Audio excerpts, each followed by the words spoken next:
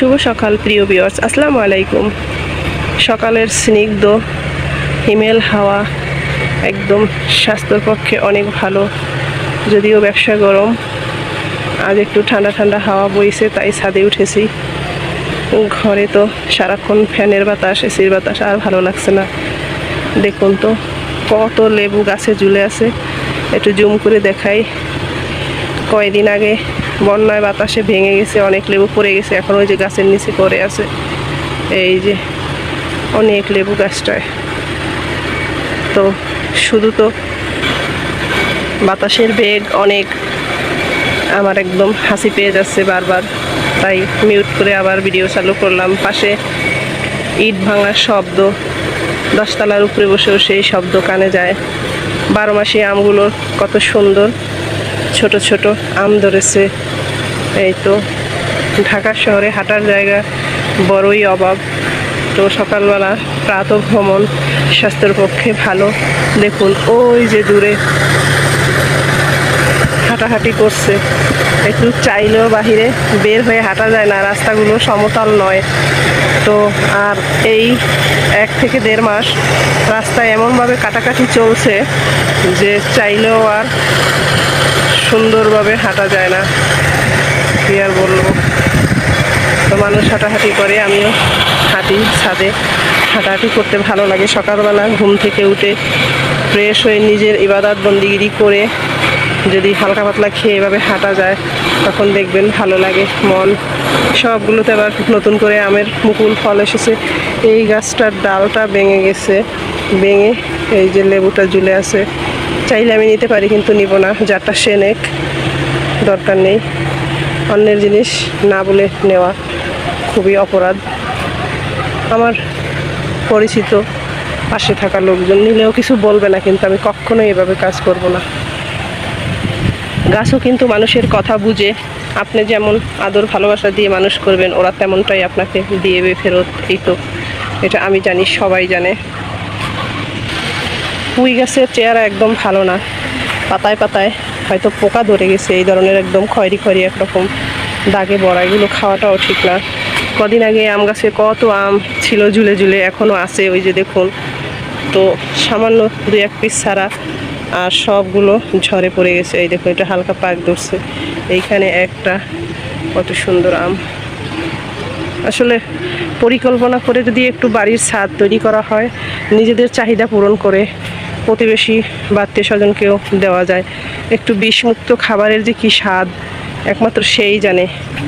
একটা আশ্চর্যজনক ঘটনা দেখুন, কত বড় একটা আম ঝুলছে, 2টা, আরও একটা আছে ওই যে। আর এগুলো পড়ে গেছে, আর কিছুটা এখনও পরিপক্ক হয়নি।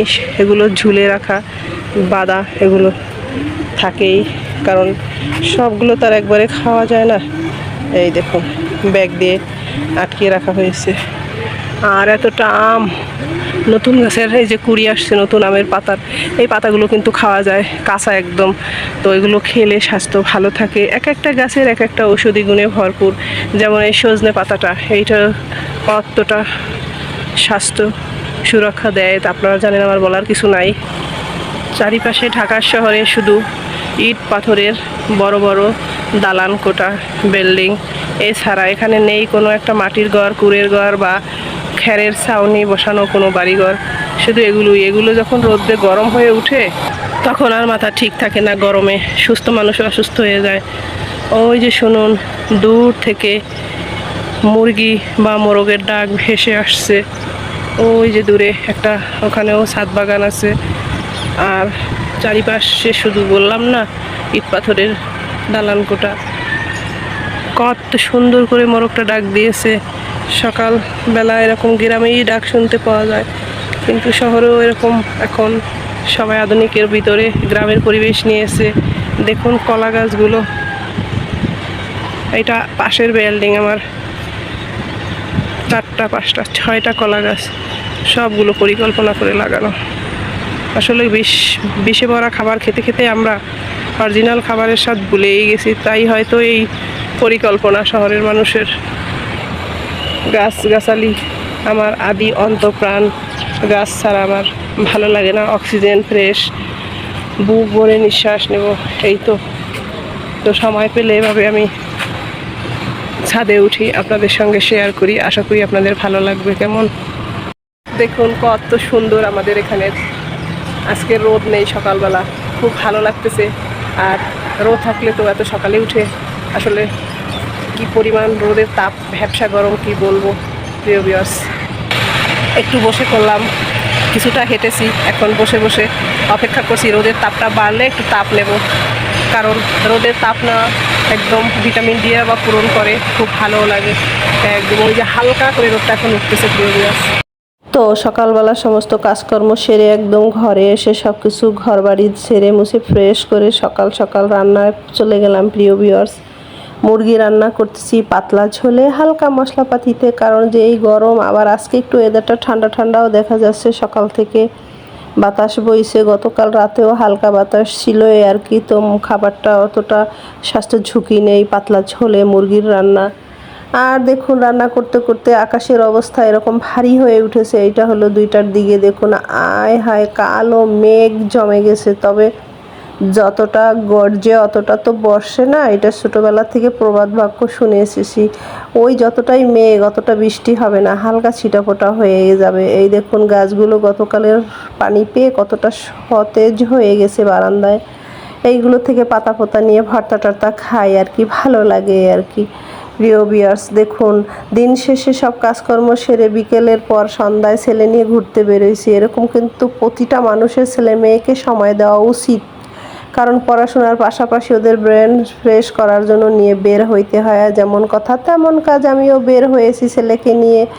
এখন আপনারা বলতে পারেন আপনার ছেলে, হ্যাঁ আমার ছেলে, বোনের ছেলে আসছে বেড়াতে। আমি যখন যেই ছেলে মেয়ে আমার কাছে আসে, ভাগনা ভাগ্নি সবাইকে সময় দেওয়ার চেষ্টা করি, ঘোরাফেরা খাওয়া দাওয়া এই আর কি প্রিয় ভিউয়ার্স। তো নিয়ে গেছি একটু ঘুরতে, কেনাকাটা টুকটাক করছি, খাওয়া দাওয়া করছি, মেয়ে ছেলে সবাইকে নিয়ে দুষ্টমিতে একদম মেতে গেছি আমরা। এই আর কি, প্রতিটা ছেলে মেয়েকে নিজের হাতে খেয়াল রেখে মানুষ করবেন, আর সময় পেলে ঘুরতে বের হবেন। সপ্তাহে 2-1 দিন না হয় ওদের মন একদম ফ্রেশ হয় না। এদিকে আর একজন বলছে তুমি আমাকে একটু আংটি পরিয়ে এঙ্গেজ করে দাও। আমি বলছি মেয়ে মেয়ে এঙ্গেজ করে না, এমনি ভালোবাসা অটুট থাকুক, ভালোবাসা দিলে ভালোবাসা ফেরত পাওয়া যায় এই আর কি। আর আমিও অমনি করে বসে পড়েছি বকুল ফুলের মালা হাতে দিয়ে, একদম ঠান্ডা হিমেল বাতাসের ভিতরে, আর নিজেকে হারিয়ে ফেলেছি ফুলের ভিতরে, মাতোয়ারা হয়ে গেছি আমি। খুব ভালো লাগছে, মনে পড়ে গেছে সেই স্কুল জীবনের কথা, ফুল তোলা মালা গাঁথা কত সুন্দর ছিল, তাই না প্রিয় ভিউয়ার? ছোটোবেলার প্রত্যেকটা মানুষের জীবন। অবশেষে টুকটাক খেয়ে দিয়ে এবার বাসায় চলে যাচ্ছি, দেখুন রিক্সা যোগে। আর হাত পেতে ফুলের যে মালাটা, এটা তো দেখাতেই হবে, না হয় তো সম্পূর্ণ হলো না। তো আজকের মতো এই অবধি, ভালো লাগলে পাশে থাকবেন, লাইক করবেন। কেমন আপনি?